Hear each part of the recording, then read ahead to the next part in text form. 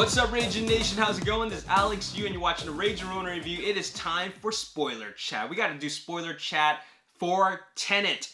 We got to talk about this film because there's so much to talk about. I've seen this film 3 times in IMAX, and it wasn't because I loved this film. It was because I wanted to understand it better. It's one of those films you just don't understand the first time you watch it, and then you understand it better the second and third time. And even after the third time, I don't even fully understand it. I also wanted to watch it again and again on the big screen because I just wanted to experience a Christopher Nolan event film on this big screen again. Because when Christopher Nolan releases a film theatrically, it's a package, you know. It's not just the action, it's just not just the brilliant concepts, it is the whole package, you know, with the music and the sound and the spectacular action and the big set pieces and all that. I wanted to re-experience that as a package.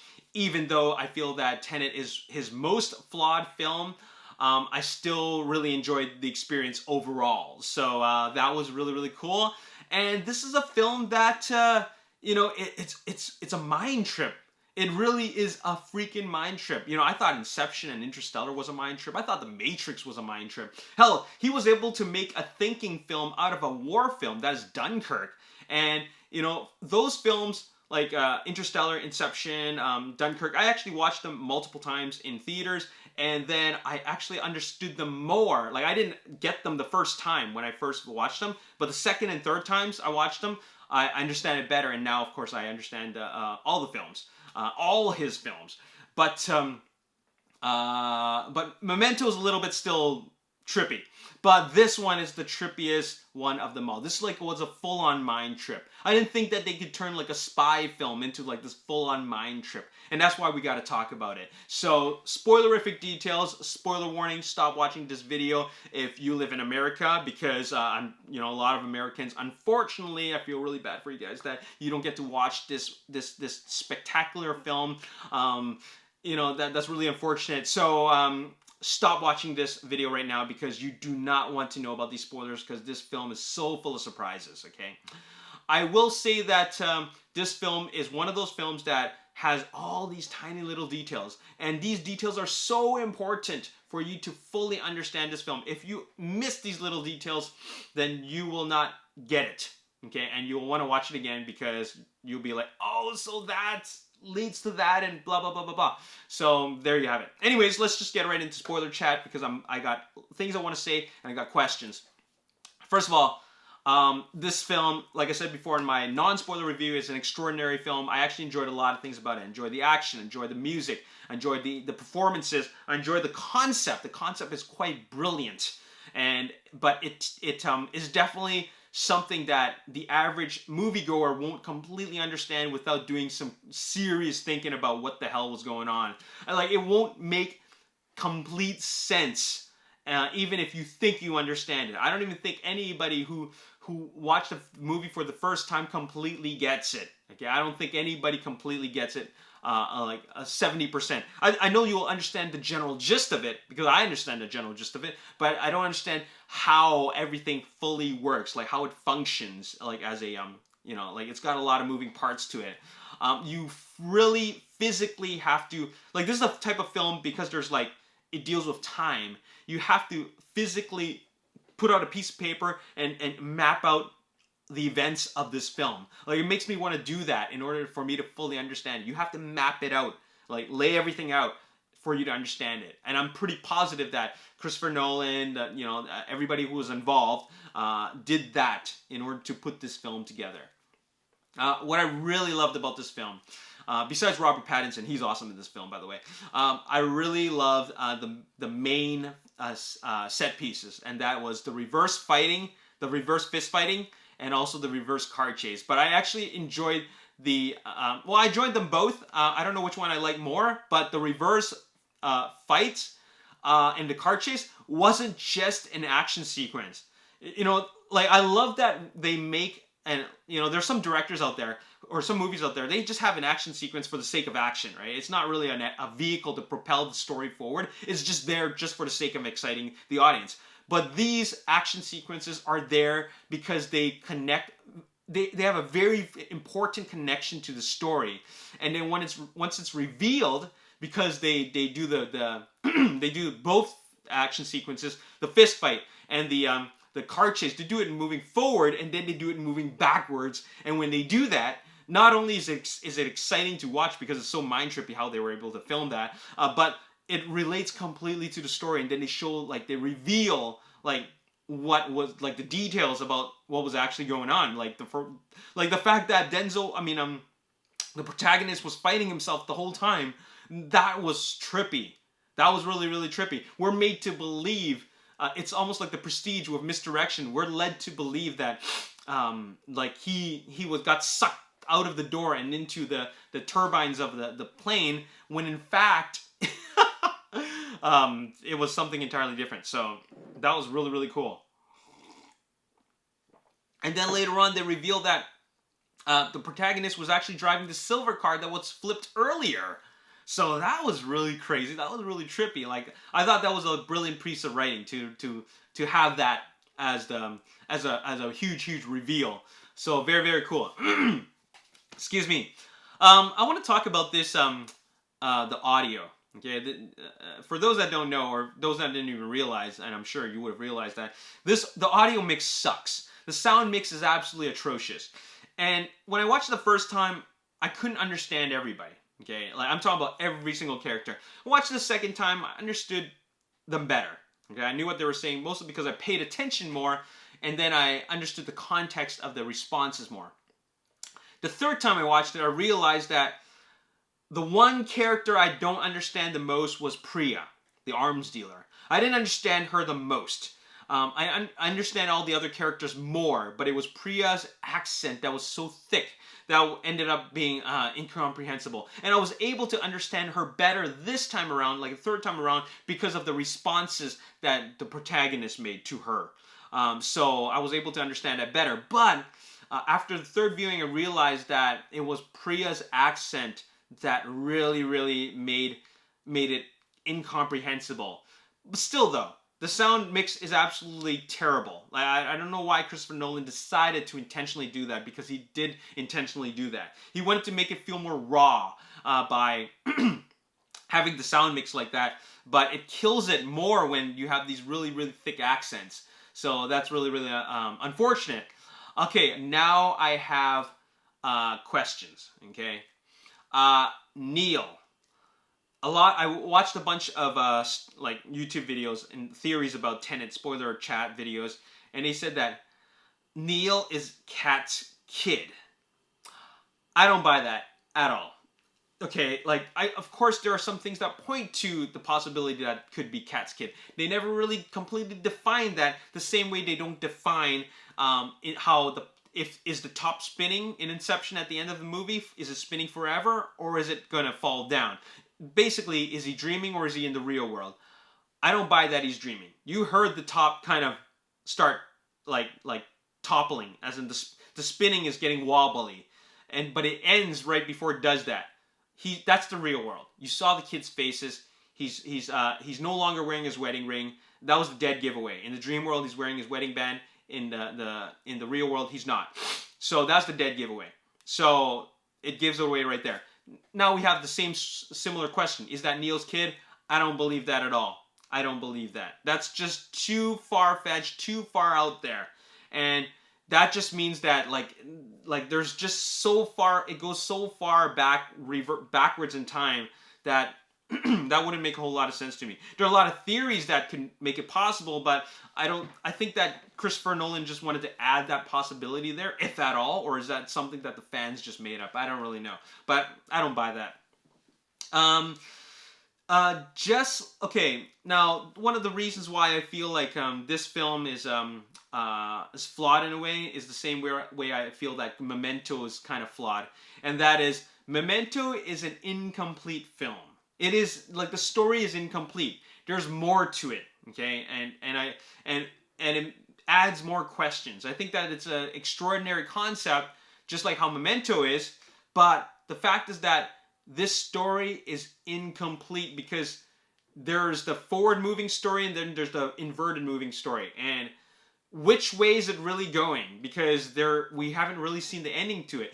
True that the antagonist element has been eliminated. World War III has been prevented. but there's still, of course, the inverted timeline where he meets Neil, or when he does meet Neil. The story continues in that sense. So just like Memento, I feel like the movie is incomplete. Like the story rather is incomplete, and that's why I feel like there's more to it, and I feel that's where it's flawed a bit. Okay. One thing I also want to talk about or brush up on is the science of the turnstile. Okay, we are not meant to, like, we as a average movie going audience, we as like the average moviegoer, like normal people, not scientists. We're not meant to understand how the turnstile works, how inversion works. You walk through this turnstile and suddenly you come out inverted, okay? We're not meant to understand how it works, and that's fine, okay?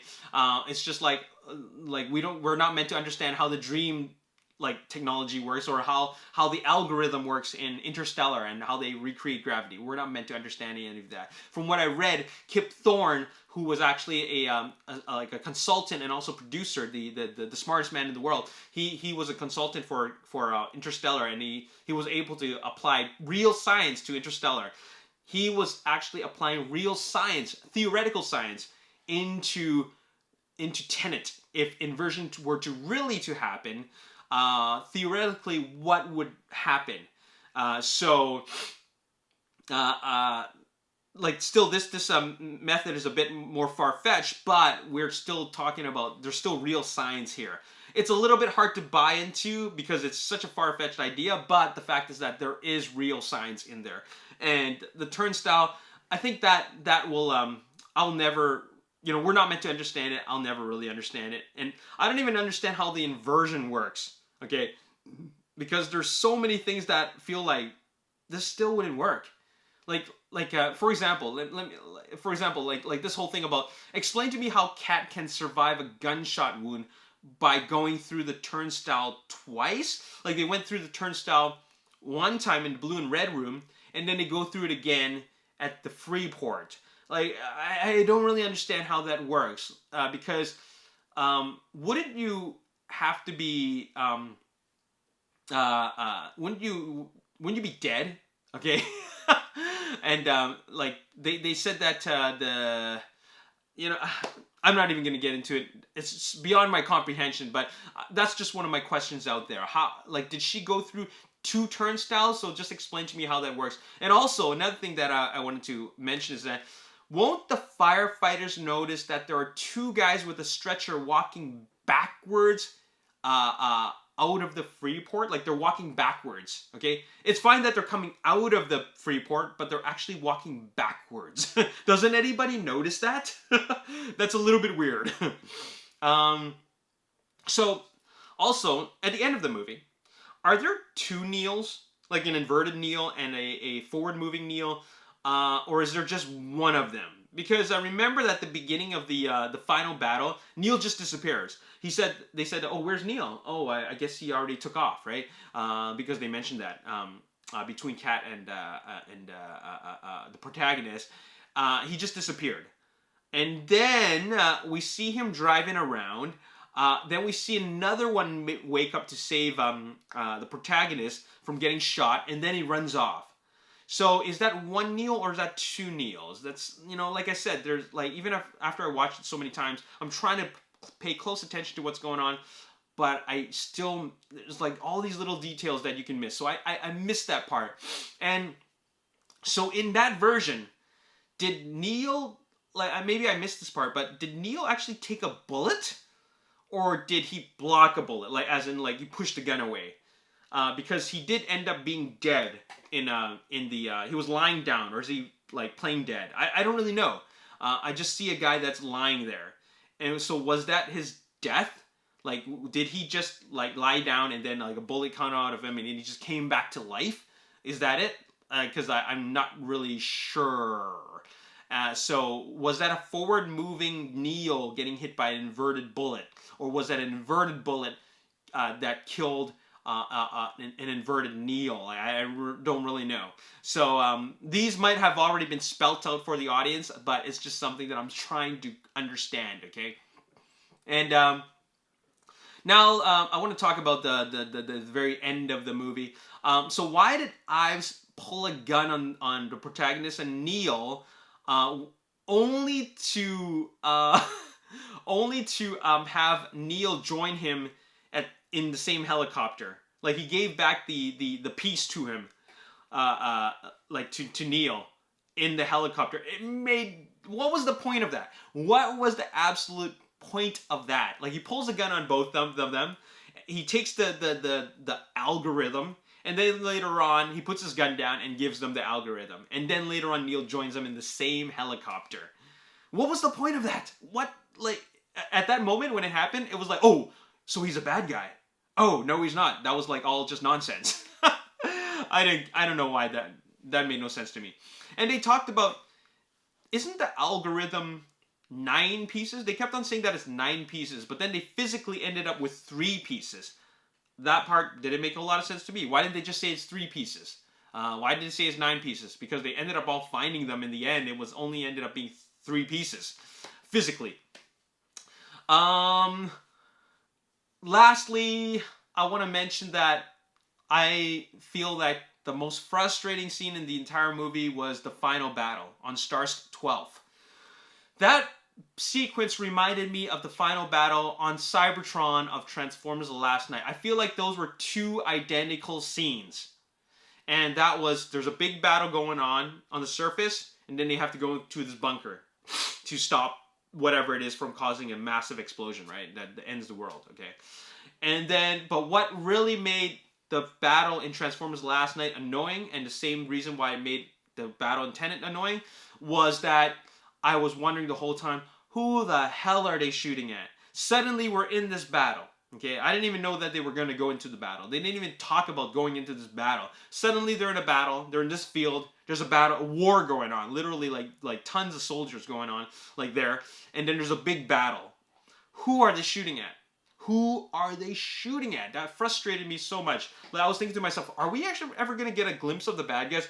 Sure, you see them in the background. They're very tiny. Okay, they're in the background. The good guys are in the foreground. They're very, very tiny, but we never really see them. And we see some gun turrets, but like, who are they? Sure, I get that they're Sador's minions, okay? But I feel like the way it was shot just made it feel like this scene is just completely nonsense. They're just guys running into battle, shooting everything, and then we don't get to see who the antagonist element really is. As a matter of fact, the only guy you really see was that bald dude that we see is one of Sador's minions, who was in the kitchen when the kitchen fight of the restaurant. We only see that one guy up close. Like, he's really only the recognizable bad guy. Everybody else, just they're just in the background, but we don't know, like, there's so many shots of the good guys shooting at things, but we don't know what. And they shot it in a way which seems so intense, but there's something missing. Who the hell are they shooting at? Oh, that scene frustrated me so much. Yeah, that was really bad. Okay, the last thing I want to mention, and this is not even really about the movie. This is more like just Christopher Nolan's way of shooting gunfights. Like, it was in this movie that finally made me realize that Christopher Nolan shoots gunfights pretty poorly, okay? And what I mean by that is that he shoots it in a very tame way. It's very, very PG. Not even PG-13. It's very PG. And it's all about timing. When he shoots somebody, when there's like someone firing a gun, there's a lot of close-ups, okay? And then you see the guy go down after 1 second. Like, it should be instant, okay? But you never really see the bullets connect, so that it feels less aggressive. If you watch Inception, if you watch The Dark Knight Rises, hell, if you even watch Dunkirk, you see that when firing goes off, when people are firing, whether it be from a plane in Dunkirk or from a gun, you'll notice that they're going brrrm, 1, 2, 3, then cut to the guy falling down. Okay, it's not actually 3 seconds, it's more like 1 second. But the fact that they didn't go brrrm, cut to bad guy falling down, it's never like that. You never see the bad guys really going down until it's like in a way too late to really feel like the bullet's actually connected. Like, your brain tells you that something's off about this gunfight. something's off about the violence that's being shown. It's very tame. And you even notice that when Bane is fighting the Dark Knight, in fighting Batman the first time, you see all these fist fight noises, but they show us close-ups of reactions of Bane's men, right? So I don't really get that about Christopher Nolan, how he films violence. I'm not a big fan of it, and like I wish he wouldn't film it like that, because it makes the gunfights feel less aggressive and less felt. You know, you don't really feel the hits. You know, even in the opening sequence in the opera house, I mean in the concert hall, right? They like you see a lot of gunfire going on. You're seeing people reacting to gunfire, but you never really see anybody getting hit, right? So it's yeah, it's like I'm not really a big fan of the way he films gunfights. You'll see a lot of that in Inception. Just watch Inception, watch The Dark Knight Rises, and see how he films that, and then watch Dunkirk. Like you see Tom Hardy in the cockpit of the plane. He's firing. You hear all these noises, but you just see a close up of his face.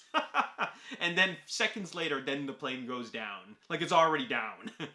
Oh man. Anyways, that's all I got to say in this video. That's my spoiler chat for this video. Maybe you guys can fill me in on some of the things that I talked about, because you might have caught it, but I definitely didn't catch it, because like it's one of those films that you really have to pay attention to.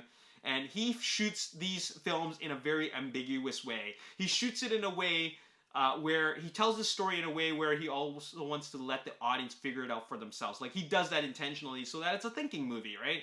But sometimes it gets to the point where you feel like, okay, you know, we know it's a thinking movie, but now you're leaving it all up to us to do the thinking, right? Like it feels a little bit on the lazy side, right? So that's why I feel Tenet is probably one of my lesser favorite Christopher Nolan films. But don't get me wrong, it was still an extraordinary experience. It was extraordinary. Like, it's a fun movie, an extraordinary film altogether. And I think all his films are good, including this one. Just this one, I had some certain expectations about his storytelling style. Anyways, that's all I got to say in this video. Hope you guys enjoyed it. As always, if you did enjoy it, make sure you hit the like button, subscribe to the YouTube channel, like me on Facebook, The Ragin Nation. Also follow me on Twitter, Ragin Nation. My name is Alex. Thanks for watching. See you next time. Peace.